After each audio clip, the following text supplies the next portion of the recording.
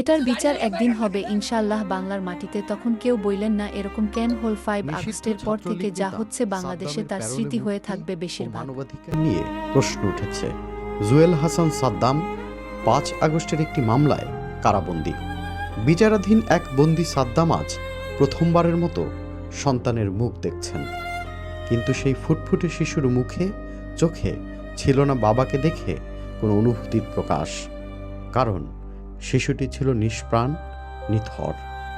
স্ত্রী ও 9 মাসের শিশু সন্তানের মৃত্যু, এই বাস্তবতায় সাদ্দামের পরিবার প্যারোলের সাময়িক মুক্তির আবেদন করেছিল। স্থায়ী মুক্তি কিংবা রাজনৈতিক সুবিধা নয়, এটা ছিল শেষ বিদায় জানানোর একটা সুযোগ মাত্র। তবে রাষ্ট্র সে আবেদন গ্রহণ করেনি। আবেদন গ্রহণ করা না নিয়ে সোশ্যাল মিডিয়া জুড়ে তোলপাড়। তবে আমরা একটু জেনে নেই বাংলাদেশের প্যারোলের আইনটি কেমন। বাংলাদেশের আইনে প্যারোল কোনো অধিকার নয়, এটি প্রশাসনিক বিবেচনার একটি বিষয়। তবে নেটিজনেরা মনে করেন সংবিধান নাগরিক জীবনের অধিকার ও মানবিক মর্যাদাকে রাষ্ট্রের মৌলিক দায়িত্ব হিসেবে স্বীকৃতি দিয়েছে।